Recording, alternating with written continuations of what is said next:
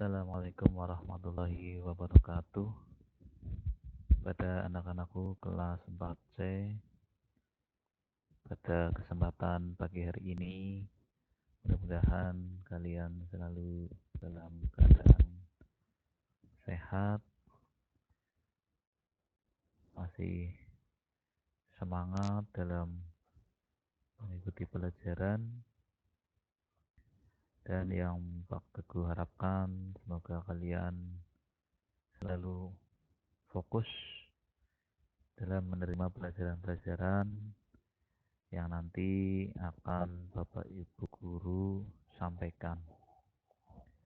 Dan pada kesempatan pagi hari ini, Pak Guru akan menyampaikan mata pelajaran tematik, yaitu tema 1, indahnya kebersamaan, subtema 1, keberagaman budaya bangsaku. Oke anak-anak, kalian bisa sambil melihat buku cetak yang sudah dibagi. Di situ ada ya buku cetaknya tema 1, silakan dibuka pada halaman 1. Nah, di sini ada keberagaman budaya bangsaku.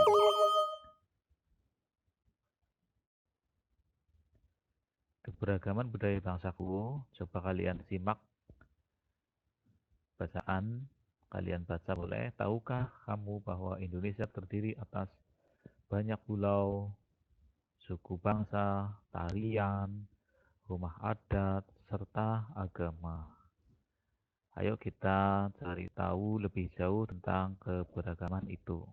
Ayo membaca lah. Di sini ada perintah bahwa kalian itu disuruh membaca. Ya, kita baca bersama. Indonesia terdiri atas berbagai macam suku bangsa dan budaya, namun tetap dalam satu wadah, yaitu Negara Kesatuan Republik Indonesia atau yang biasa kita kenal sebagai disingkat NKRI, Negara Kesatuan Republik Indonesia. Keberagaman tersebut merupakan anugerah dari Tuhan Yang Maha Esa. Kita wajib mensyukurinya. Berikut adalah bacaan tentang keberagaman budaya Indonesia. Nah, di sini ada perintah. Ada perintah, bacalah teks berikut dalam hati. Ya, kalian disuruh membaca dalam hati, membaca secara intens. Ya, judulnya adalah Pawai Budaya. Pawai budaya sangat menarik bagi warga kampung Babakan. Pawai ini selalu menampilkan keberagaman budaya Indonesia. Udin dan teman-teman tidak pernah bosan menanti rombongan pawai lewat. Tahun ini mereka datang ke alun-alun untuk melihat pawai tersebut. Kakek Udin pun terlihat sabar menanti. Terdengar suara gendang yang menandakan rombongan pawai semakin dekat. Nah, kolom ini adalah paragraf pertama ya, paragraf 1. Berikutnya, terlihat rombongan dari Maluku. Rombongan laki-laki mengenakan kemeja putih, jas merah, dan topi tinggi dengan hiasan keemasan. Rombongan perempuan mengenakan baju pelek. Baju ini terdiri dari atasan putih berlengan panjang serta rok lebar merah. Langkah mereka diiringi oleh suara tifa. Alat musik dari Maluku bunyinya seperti gendang, namun bentuknya lebih ramping dan panjang. Budaya Maluku sangat unik dan menarik, ya. Budaya Bali terkenal dengan Budaya Bali terkenal karena musiknya yang berbeda. Rombongan dari Bali membunyikan alat musik daerahnya, ceng-ceng namanya. Ini ya, ceng-ceng ini. Alat ini berbentuk seperti dua keping simbal yang terbuat dari logam. Nyaring bunyinya ketika kedua keping ini dipadukan. Nah, ini sebelum melanjutkan ke paragraf berikutnya, dari ini Bisa kalian lihat kursornya Pak Guru. Ini adalah paragraf kedua. Ini paragraf ketiga, 4, 5. Ya. Lanjut, rombongan dari Bali diikuti oleh rombongan dari Toraja. Wanita Toraja memakai pakaian adat yang disebut baju koko. Rombongan laki-laki menggunakan pakaian adat yang disebut sepatalung buku. Rombongan Toraja membunyikan alat musik khas mereka, papompang ya. Alat musik ini berupa suling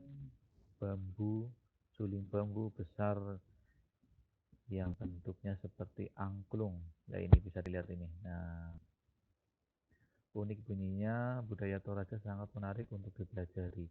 Udin dan teman-teman senang melihat pawai budaya, selalu ada hal baru yang mereka perhatikan setiap tahun.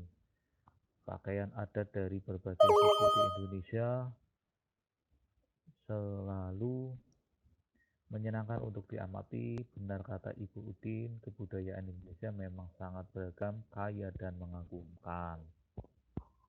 Oke anak-anak, ini dari rangkaian atau pembahasan tadi di atas tentang pawai budaya.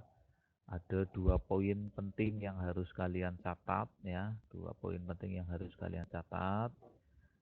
Sebelum dicatat bisa dibaca bersama. Ini setiap bacaan biasanya terdiri atas beberapa paragraf. Itu yang tadi Pak Teguh sebutkan.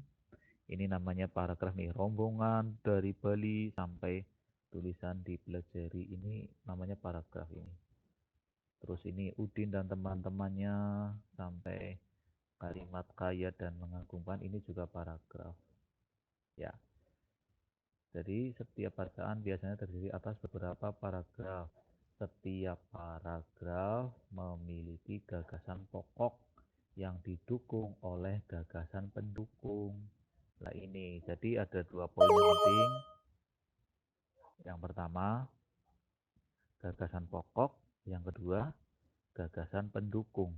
Ya, apa itu gagasan pokok? Gagasan pokok adalah ide utama yang dibahas dalam suatu bacaan.